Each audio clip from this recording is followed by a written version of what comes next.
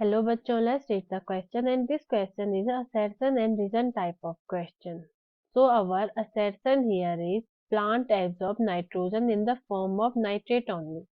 Plant nitrogen का absorption केवल nitrate की फॉर्म में करता है। इसके लिए जो रीजन दिया गया है वो है nitrogen is most critical element.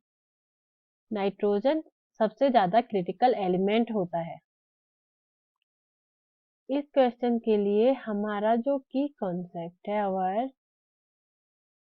की concept here is macro element.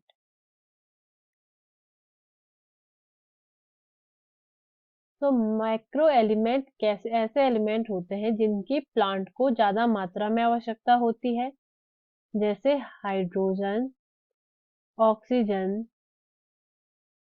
Calcium, potassium, phosphorus, nitrogen etcetera. तो नाइट्रोजन एक बहुत इम्पोर्टेंट एलिमेंट होता है प्लांट के लिए। ऐसा क्यों होता है?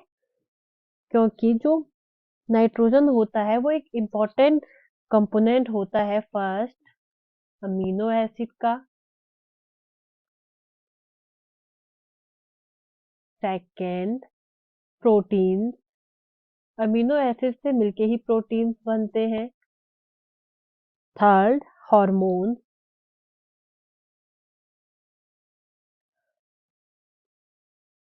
And fourth chlorophyll.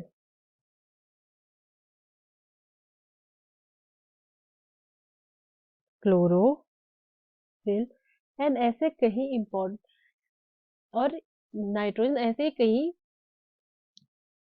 कहीं कंपोनेंट एलिमेंट, नाइट्रोजन जो एलिमेंट होता है वो इम्पोर्टेंट कंपोनेंट होता है इन चीजों का।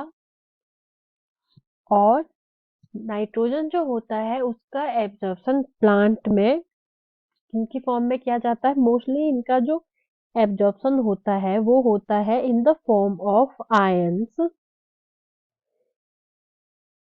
Salt, mostly salt and ions के फॉर्म में होता है, जैसे nitrate,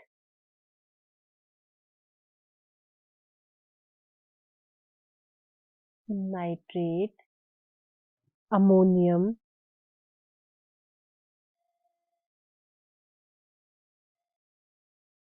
ammonium and nitrate. Nitrate जो होता है वो टॉक्सिक होता है, नाइट्रेट टॉक्सिक होता है, इसलिए इन्हें वापस नाइट्रेट में कन्वर्ट कर दिया जाता है। तो हमारा जो असर्शन है वो क्या हुआ? वो हुआ रॉन्ग। क्यों? क्योंकि इसमें कहा गया है कि केवल नाइट्रेट की फॉर्म में इसे एब्जॉर्ब किया जाता है।